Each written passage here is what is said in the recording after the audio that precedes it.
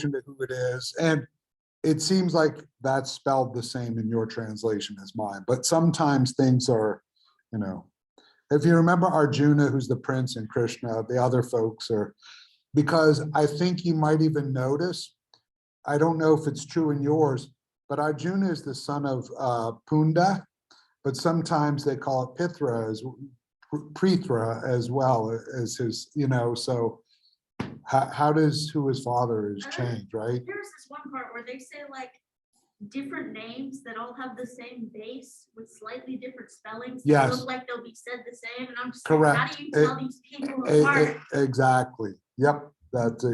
You got it. So we won't focus so much on trying. One, we're not, none of us in here are Sanskrit scholars. So we're not going to worry about trying to figure out how to do that. So this could be all of us. There should be one other person, but this could be all of us because we're at least down 3 now to COVID. And we only have like 7 to begin with. Correct, exactly. It's kind of surprising that none of the track people go.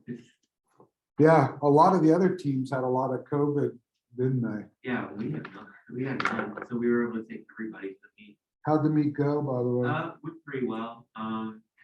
There were some really, really good sprinters there.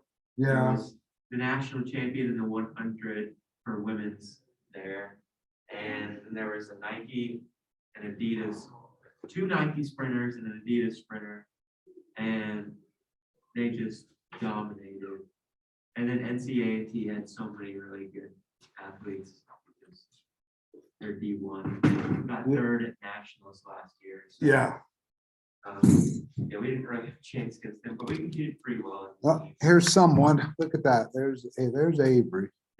What's your background? What's that? Background. The background. Okay, so that is when we were able to do study travel, and maybe we'll do it this year, maybe we won't. Hey, Avery.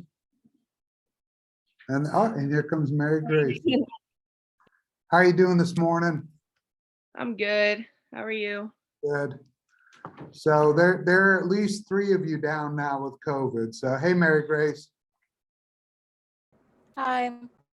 All right. Can you all? I know you probably can't see your classmates, I don't believe, but anyway, I got it turned so they were asking about the background.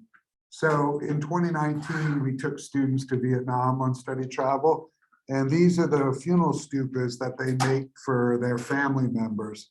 And so this one that you can see, this was a cemetery and it stretched as far as the eye could see in any direction. And this one probably cost the family $250,000 US to construct. And the average family in Vietnam earns about $4,000 a year. So they put all their resources into construct, and sometimes they'll have bathrooms and little places to gather and cook and whatnot. All right, we are going to have a discussion this morning about the Bhagavad Gita, and you all on Zoom, please feel free to chime in. We're going to look at chapters 1 to 4. And I know, Avery, the version I sent you, that PDF, I was reading some of it. That was like a person that did their PhD and they translated the Sanskrit. So it might be really different than the translations that the other folks were using. But anyway, well, at least it was something to look at.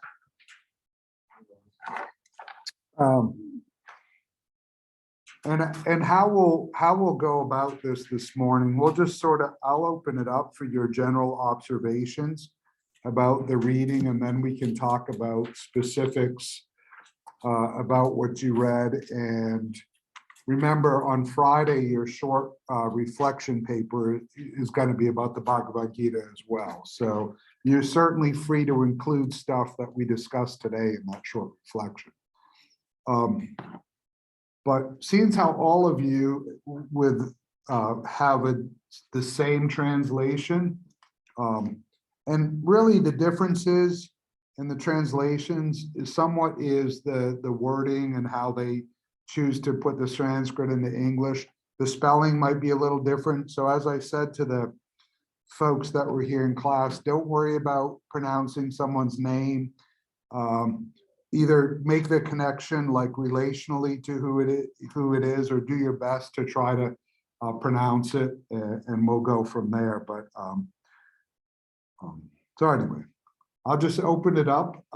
First, what were your general observations about what you all read and how it relates so far to what you've been learning about Hinduism?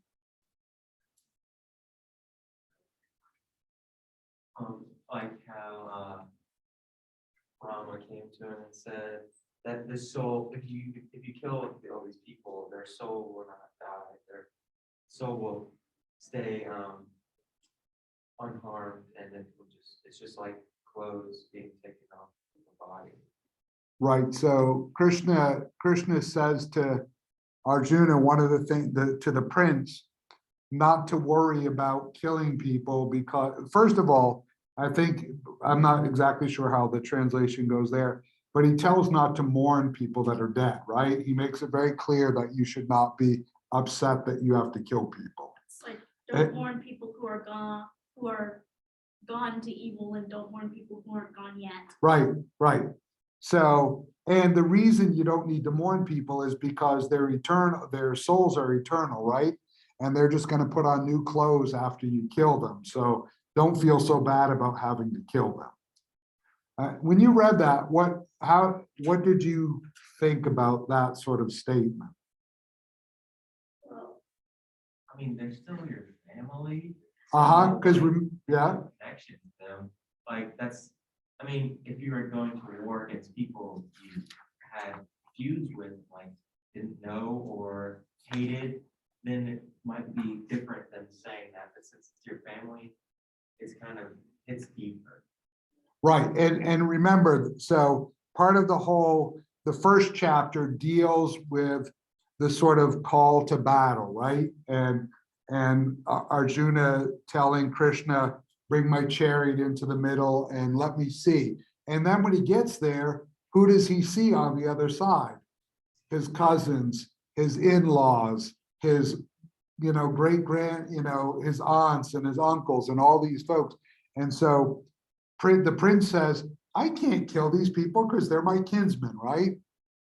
And so one of the things that, obviously you may feel equally bad about killing someone you don't know as you do to killing someone you do know, but the mourning is going to be very different if you just are called to kill some random enemy, right?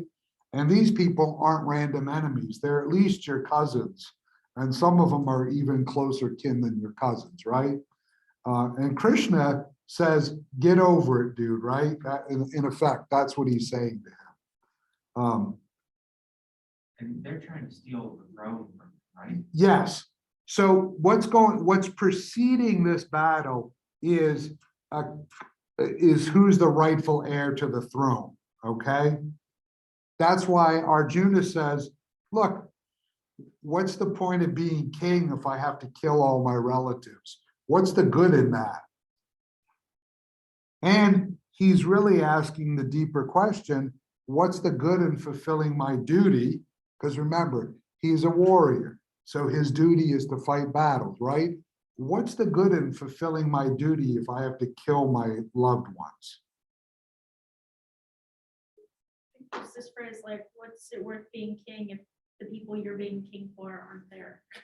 Well, so you would still be king. You would still be king for the soldiers that are your armies, right? And in effect, you would be king for the other side too, because it's a battle for who has power, right? But at what cost? That's the real question he's asking. At what cost? And what's the worth to me or the value to me to be king if I have to achieve it by killing all my relatives? Thoughts about that? because the Krishna is very specific. This is a duty obligation. This is a dharma, right? So is it good to be that focused on one's duty? That depends on your base philosophy. And like growing up where we're more likely to be like, well, you should be able to choose what you want to do because that's the context we're in. Did you all hear that on Zoom? Yes. So Olivia's point was that, we grow up in a society where you should be allowed to choose sort of what your duty is, right? Or how you meet those obligations. One thing, I guess this is an important question, and we haven't really talked about it. Is there a concept of free will in this sort of theology? For the friends, right? What's that? Not for the friends. No. And do you see in the larger sort of theology overall that there's much of a concept of free will? It kind of exists, but it's not the good thing. So you can make a choice to do something, but that would be going against your dharma, right? Yeah. And so in that sense, now, in sort of classic Christian theology, we say that free will exists and choosing good or doing the right thing or doing your duty is as much free will as choosing not to do those things, okay? But here, the consequences of choosing not to follow your duty or what is perceived as good has severe negative consequences. And so conceptually, there may be free will, but practically it doesn't really function for them, right? Yeah. Because Krishna is not really saying he has a choice, right? Yeah, no. Does Arjuna think he has a choice? At the beginning, yes, he's got a choice. Right. He definitely believes at the outset that he has a choice. And then he kind of goes, hey, yo, God, I don't want to do this. And God's like, you're going to do it anyway. Okay. And then what does Krishna begin to say to him? Well, I mean, obviously, one of the things he says is, don't worry about the people you're going to kill, right? And they're better off, in fact, if you kill them, right? Did you notice that he says they're better off if you kill them? And you'll be better off if you kill them.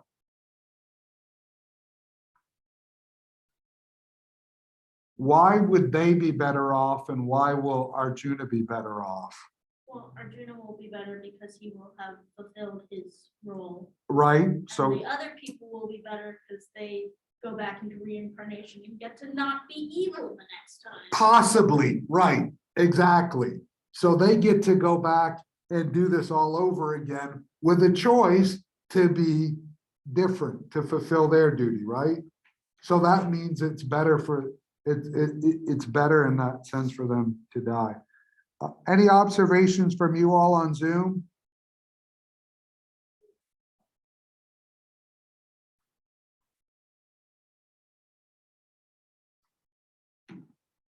All right.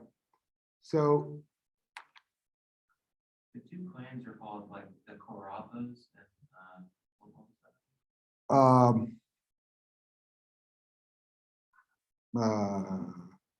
was escaping me right now. They Why? dropped so many names in the first Yeah. chapter.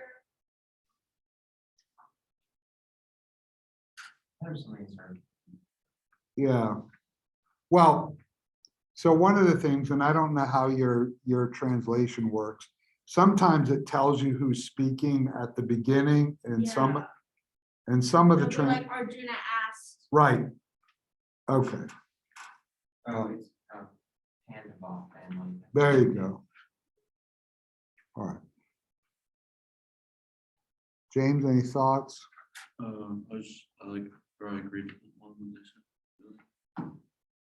Well, what struck you about what you read in there?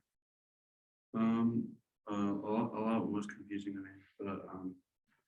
like how they were saying about how Krishna like said to whatever Arjuna, how it'd be like weird to, or like that wouldn't matter that he killed like ancestors and stuff. Yeah, and what do you think about that? Why? I mean, aside from the fact that it's his obligation, what's the bigger thing that Krishna is saying to him? Just like I guess like they have like another chance, I guess. Well, and everything that lives is gonna die as well, right?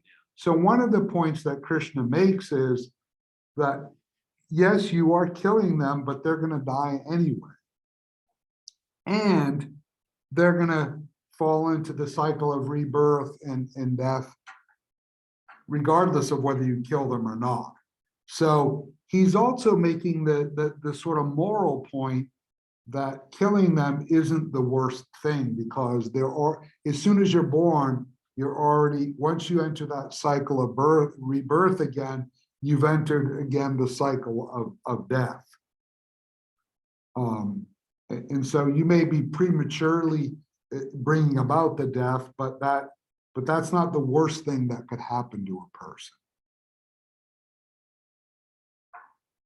Then in chapter 2, obviously he starts this in the end of chapter 1, and then in chapter 2, he starts to talk about how you achieve sort of release from this cycle, liberation. And he starts talking about actions, right? And he starts talking about yoga, and he starts talking about wisdom or enlightenment. And what does Krishna see as the most important path one should engage in?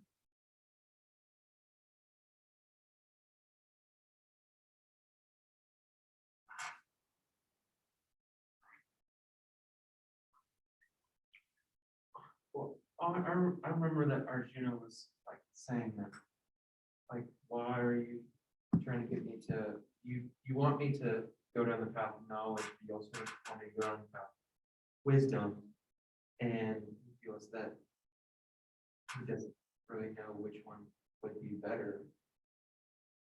Like, how there's a balance. Uh-huh. And Krishna is trying to push him down the path of wisdom, right? And enlightenment, and to engage in sort of yogic practice. He's one thing is clear. He doesn't like the Vedic tradition, right? Krishna is sort of talking against the Vedic tradition, right? And what's he talking against when he's talking against the Vedic tradition?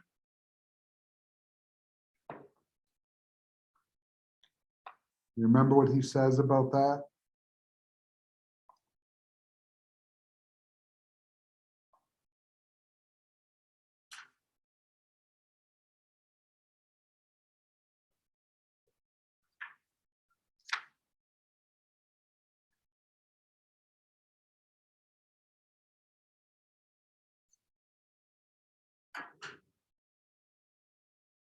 Something like, you have to act, you can't focus on what happens because of your actions, you have to act. Uh-huh. It's like, just found it, like, the undiscerning whose delight is in the Vedic ritual, utter florid speech proclaiming why there is nothing else but this. Ah, right. So, People who focus on the things they want instead of doing the things they have to. okay. So what's he mean by that? What do you think he means by that? You have to do your job, not think about what you want, because you're here to do a thing. Uh-huh. And he sees that they delight, in mine anyway, this song, the ignorant all deliver flowery speeches, Arjuna. They delight in Vedic doctrine and proclaim there is nothing else. And so one of the things that Krishna is pushing against here is that while Vedic doctrine may be important, if that's not the only thing, and people that delight in that, which are the Brahmin, right? And remember, that was the sort of ritual practice that led initially to karmic tradition, right? And it was all about ritual and performing it correctly. And if that's all you're concerned with, you're not going to discover liberation. You're not going to be. And so he's warning Arjuna not to get caught up in that sort of process, and that you have to do, so seeking rebirth as karmic fruit, they perform abundant rituals aimed at pleasure and at power. So Krishna, there's a deep, and remember I talked about the fact that the Bhagavad Gita is part of this larger sort of, epic tradition. And so one of the things that you can see is there's a movement away from simple Vedic ritual and that process, and that isn't enough. So the Krishna is trying to help Arjuna understand, and Hindus in general, that the Vedic tradition isn't enough to achieve release. It isn't enough to achieve moksha. And therefore, if you're going to do it, not only do you need right action, you need enlightenment, and you need to have this process of yoga and this process of seeking wisdom or knowledge. Well, what kind of wisdom or knowledge is Krishna trying to impart, do you see, as it moves forward from there?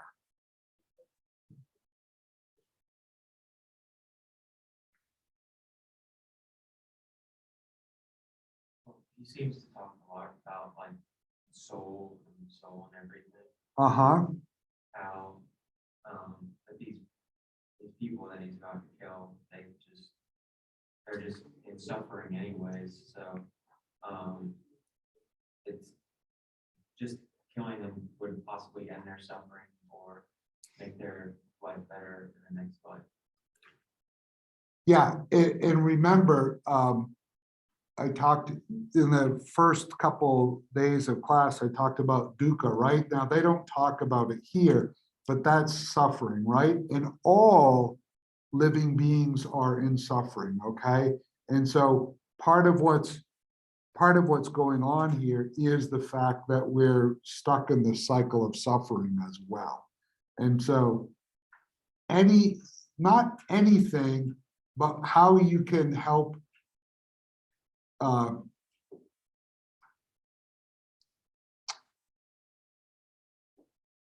them through a path through suffering is a positive thing. But Arjuna is in suffering as well, right? He's suffering at the moment.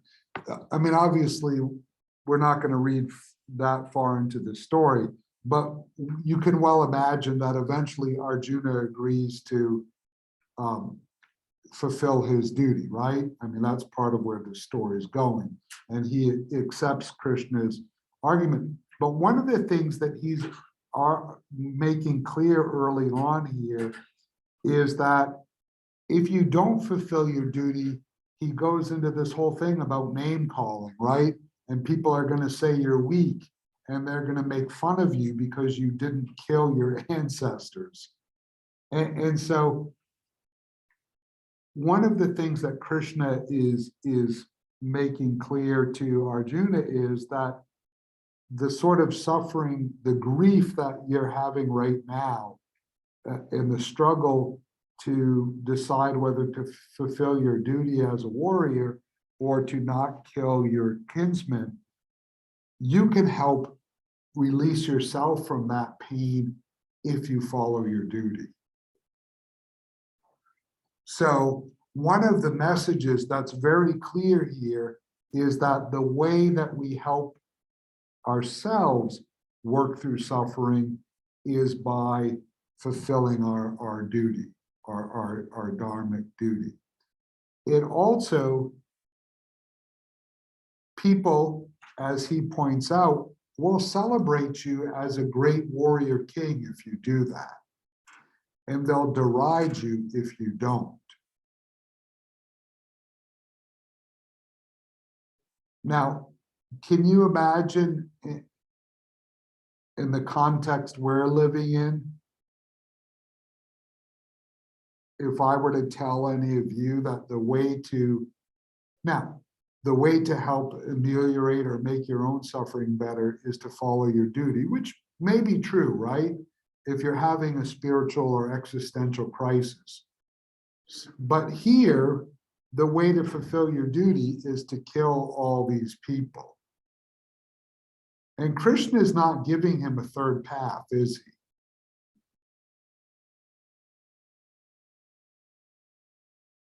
So do you sense that that would be a workable alternative way forward for you all if you were having this sort of existential crisis like the prince is? Is we, as who we are, don't have the same kind of clear-cut duty that the prince does. Okay, So like, if you tell me to do my duty, what is that? okay. So first of all, we don't necessarily have the same sense of clear-cut duty, right? And one of the things that he's also bringing up, he talks a lot about if he kills these people, it's going to send their families. There's this whole conversation about the chaos the families will devolve into, and that the families won't be able to fulfill their caste duties, right? There's that part of the conversation too. So one of the things that's also going on here is not simply what Arjuna, the prince's obligation is, it's how you throw the whole system into chaos if you don't fulfill your duty.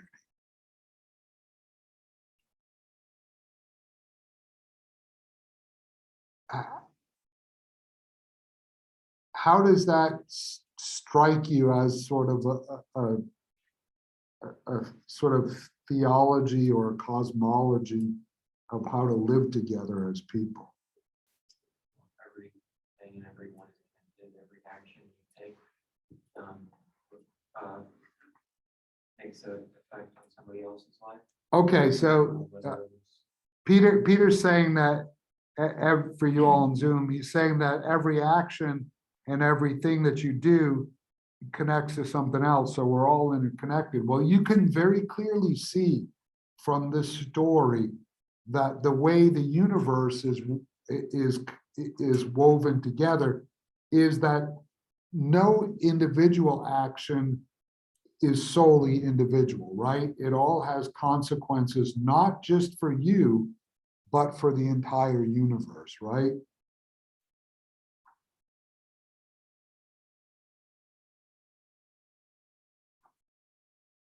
Now think about the weight on Arjuna's soul, or on his shoulders or his soul.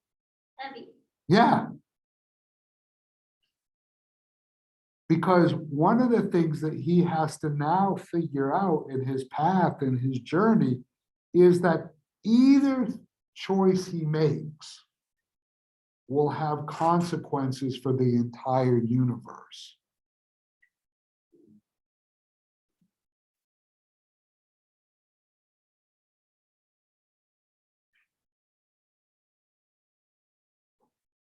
What should he do? If you all were there with Krishna, you were the other angel on the other shoulder. So Krishna's on one shoulder and you're the other angel on the other shoulder.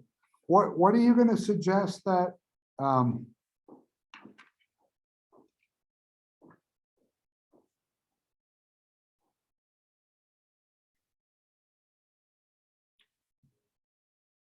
might not work, but I guess you could like meet between the two like plans and possibly try to like work things out or like set on a treaty or something that like maybe they can both share and from like be like a group of leaders instead of just one. The thing That is, probably wouldn't work.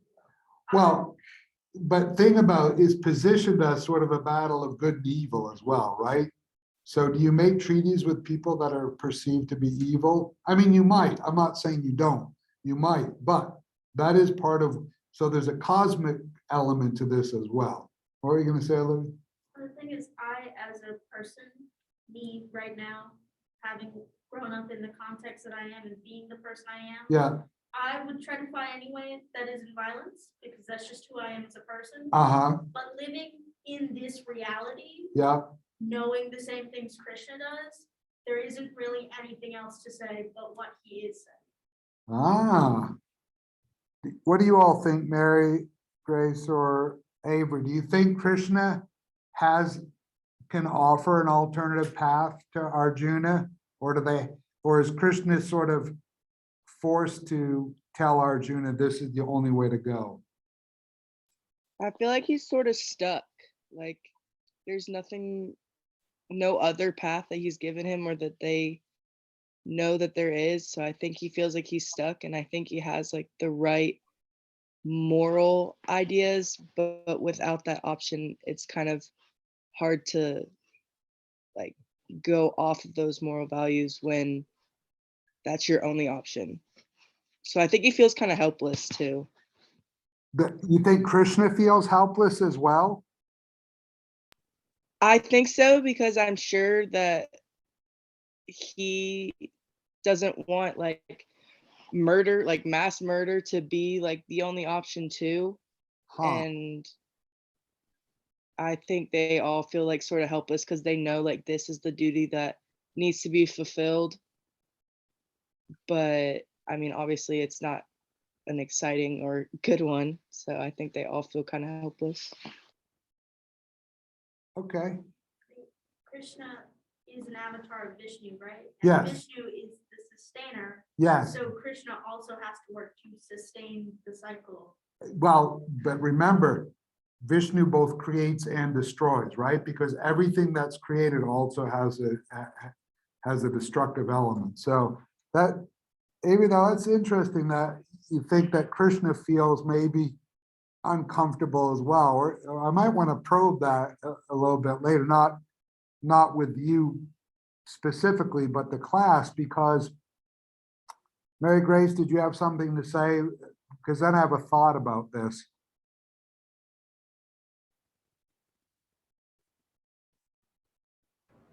Sorry, my Zoom was acting weird. Can you repeat that? Yeah, so Avery put forward that maybe Krishna felt a little uncomfortable about this being the only path as well. And I wondered, meaning that Arjuna has to go and slaughter, his kinsmen. And so it may be moral, but maybe even Krishna felt somewhat uncomfortable about putting that forward. Honestly, I think everything Avery said was really well said. I hadn't really thought about it the way she put it, but it kind of makes sense that he would be kind of stuck because he doesn't have any other options. So I also kind of think it's like a moral thing. He kind of feels like that's the only thing he can do. But I kind of agree with everything Avery said. Oh, okay. So one of the things that made me think of when you all having this conversation is you may or may not know this from the Old Testament, but after Moses leads the Israelites out of Egypt, and the plagues and all that, and they wander in the desert for 40 years in search of the promised land. When he gets to the edge of the promised land, obviously Moses dies before, and it's Joshua that actually leads the Israelites into the promised land. But God commands Joshua and the Israelites to kill all the inhabitants that are living in the promised land. So there were people already living there, and the command from God is that Joshua and the Israelites, in order to be able to receive the full promise and to have this land, they have to kill everybody that's already there. Now that's a sort of similar parallel to what we're looking at now, isn't it? And if you know the story, the Israelites march in, and of course they go to battle because there's people already living there, and they show up and say, hey, our God told us this was our land, and we're supposed to kill you. Well, if you're already living someplace and someone shows up and tells you that their God told them they were supposed to take it over, your response is likely to fight back, right? Particularly because the people living there don't worship the same God as you do. If you remember, Joshua and the Israelites don't kill everybody. So they don't fulfill God's command, okay? Now, fast forward several hundred years into the future, and we have the first king, and the first king of Israel is Saul. And Saul is a warrior, much like Prince Arjuna, and in fact, that's how he got to be king, was his sort of capacity as a warrior. As king, he's leading the Israelites in battle against one of the other tribal groups in the area, and God commands Saul to kill all the people. Well, Saul feels, much like Prince Arjuna, conflicted about this command. So much like what Peter was suggesting, Saul decides to come up with an alternative plan because he doesn't want to kill all the women and children and everybody else. And he doesn't kill everybody. Because he disobeys God's command, he loses favor with God, and this leads to the process of the search of the next king, who becomes David. So even in the sort of Judeo-Christian history, there's similar times in that history where the God that Jews and Christians and Muslims as well worship, that they've been commanded by that God as part of their moral duty to kill all the people in front of them. And they've been conflicted about doing that. And one of the things that you see is the moral consequences of doing that. The Israelites, because they don't initially kill everybody when they move in, then there's always problems. And the reason God told them to do that initially, I'm not asking whether we agree for it or not, is because God was afraid if the Israelites moved into a land where people worshiped other gods, what might the Israelites start to do themselves? Worship other gods, which would mean they would violate the commandment to only worship Yahweh. So one of the fears is, and so the way to solve that is to make sure that you kill everybody that worships these other gods before you get there. In this story in the Bhagavad Gita, one of the ways for Arjuna to ensure that his duty, his dharmic duty is fulfilled, is to kill people that aren't obeying their dharmic duty, right? So while it's not a direct parallel, there's some similarity, and the rationale behind it is quite similar, that this is sort of your moral obligation that's coming from the God you worship. There was something that I wrote down like in my notes as when I was reading, and it doesn't have to do with like mass murder and stuff, but it had to do with like the internal conflict that he's facing. Okay, And I sort of had a relation between like the story of like Abraham and Isaac and like that internal conflict on to do what is told of him. okay, And that was the relation that I sort of saw a okay. little bit. Go ahead. I didn't mean to cut you off. No, you're fine. That's basically just what I wanted to say. That's what, because I felt like there was, as I was reading, I was like, okay, even though this seems like really horrible, whatever, there was still a lot of like relations to the Bible that I was seeing.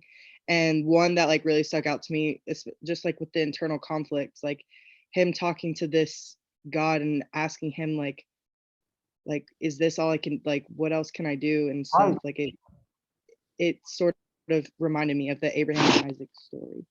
Okay, great. That's a great insight. And for those of you that may not know the Abraham and Isaac story, I'll just give you the thumbnail sketch. And Avery, you're spot on with the sort of moral dilemma or duty dilemma that Arjuna is facing. So in the Old Testament Hebrew scriptures, Abraham and Sarah, his wife, are really old. They're almost, each of them are almost 100 years old. They're in their 90s. And they've never been able to have a child. And God comes to them and says to Abraham that you're going to be the father of many nations. And in fact, you'll have so many descendants that it will equal the sands on the beach that you see and the stars in the sky kind of thing. And initially, and of course, both Abraham is somewhat skeptical, but Sarah is more skeptical, and she even laughs at this notion that a woman who's 90 years old is going to be able to have a baby, particularly because they've never been able to have children before. But what happens first and foremost is that Sarah doesn't believe that she has the capacity, so she gives her maidservant to Abraham, and Abraham conceives a child with the maidservant. And initially that child is going to be, now the heir, but God comes back and says, look, I didn't say that, you're not quite following the promise that I made. And so God again comes to Abraham and Sarah, and the first son is Ishmael. And then they say, okay, and Isaac is born. And so Isaac becomes the promise of the new nation. Well, when Isaac is about 12 years old or so, God comes to Abraham and says to Abraham, you're going to have to sacrifice Isaac. I want you to take him to this mountain, and I want you to sacrifice him. And of course, Abraham's like, what do you mean? He's the promise of, but being faithful. And so this gets to exactly what you're talking about. Abraham packs up a donkey and wood and all this kind of stuff, and they start walking. And as they're walking, and the Isaac's first question is, where are we going? And Abraham says, we're going to the mountain to make a sacrifice to God. Well, as they're walking, remember, Isaac's like 10 or 12, 13 years old. He realizes there's no goat with them. Because normally when you're going to make a sacrifice, it's a goat you're going to sacrifice. And so being a typical preteen inquisitive kid, he says, where's the goat?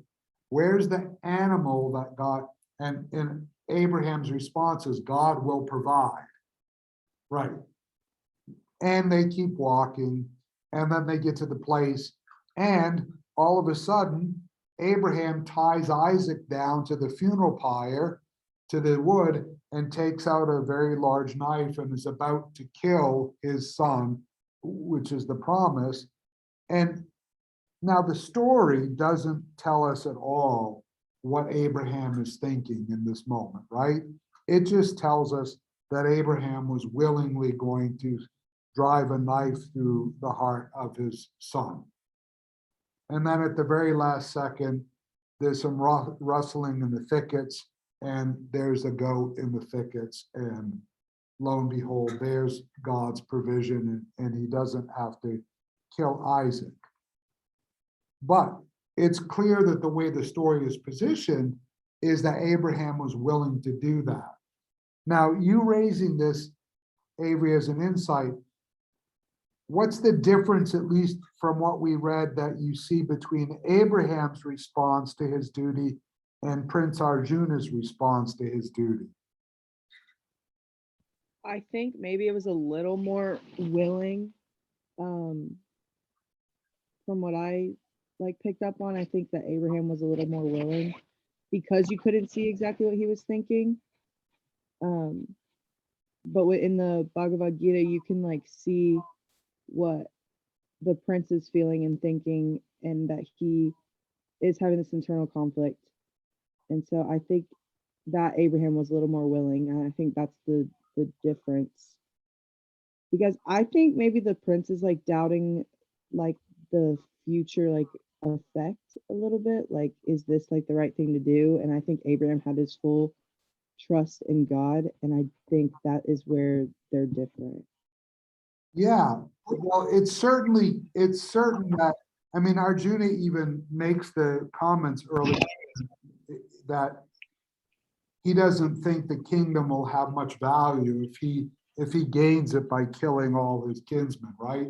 He doesn't. say, Right. What's the, so, yes, he's definitely questioning whether the worthiness of doing this, but even the value going forward, where you're right. It seems like Abraham is not questioning that. Mhm. We certainly, the Bible doesn't give us the sort of, little cloud over Abraham's head with the, here's what Abraham was really thinking. We also don't have it with Sarah either, he just tells her he's taken, Isaac on this journey, and we don't really know what she's thinking either. We certainly do have an insight to what Isaac is thinking, right? Because he asked the question, where's the goat? So we know that he's somewhat trepidatious about this. And we know that he's more worried about who's really going to be the sacrifice here. All right, we're almost out of time here. So any final thoughts on this? What you thought about it, how it spoke to you or didn't speak to you? Well, I'll admit I came into this with a little bit of a bias because I've done my own research into Hinduism. Okay, And Krishna was always presented as like this very kind figure. So when like he was like, yeah, murder the dupes, I was like, wait a second. yeah, But it was just interesting to me how he is a kind figure. And it's honestly it's kind for him to explain this and convince Arjuna instead of just being like, well, you got to because I said so. But just seeing him be like, yes, murder, this is the correct action here.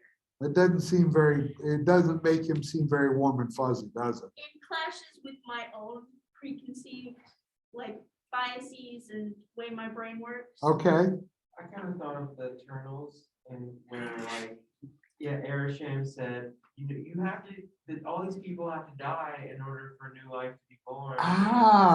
And they're like, what? No, we gotta stop this. But he's like, no, you don't. And Erisham, well, he doesn't. But Spoilers, I guess. have you all on Zoom seen the Eternals yet? Not yet, but I want to. Okay, It's pretty good. it's okay. yeah, but you see some direct parallels to this, don't you? Really, the Eternals was like, let's see how many religions we can draw. Well, yes, there are, but that's great that you picked up that insight there. James, do you have any final thoughts about this? Not really, but after he said that, kind of related to like Thanos, kind of trying to like get rid of the whole like half the population. Yes, yeah, exactly. Yeah. How about you, Mary, Grace, or Avery? Do you have any final thoughts on this? No, I think we touched on all the things that I had insight on like during my notes and stuff while I was reading. So I think it was good. Okay. I was also thinking Judas for some reason, because like Judas, like Jesus knows he's gonna betray him. He knows he has these thoughts of betraying just for like a few gold pieces, just for his own personal gain. I feel like that's kind of what's going on with Arjuna, but it's not really personal. I mean, it is personal because it's his family, but he's not thinking about like the big picture. Not thinking about what these events could lead to. No, I mean, and that one of the things that Krishna's responsibility here is, regardless of Olivia's sort of bias now that Krishna may be not as nice as she always perceived him to be, is the other thing is that Krishna's responsibility as a god or an avatar or Vishnu is to explain to Arjuna the cosmic reality of this whole thing, right? And your connection to Judas there is that Jesus knows that someone's going to betray him. And yet he still invites that person to participate in the Last Supper, right? So Jesus also sees the cosmic implications of it and isn't focused minutely just on the, because when he says to the disciples, someone here is going to betray me, they're all like, oh, dude, we got to figure out who it is and kick them out now, right? Jesus is like, hold on. So that's the Krishna part there, that here's the bigger picture. you want to stop the betrayal, and I understand that and appreciate the love, but the bigger picture is without the betrayal and all of this, these larger cosmic events can't really happen. And so Krishna is saying to Arjuna, I understand that you don't really want to kill your kinspeople, but if you don't do it, these are the larger cosmic events that will take place. All right, we'll see you all on Wednesday, and we'll basically finish up Hinduism on Wednesday. We'll look at the caste system, and then Friday, and don't forget your reflection papers. Thanks a lot, folks on Zoom. Still so mad about the game last night.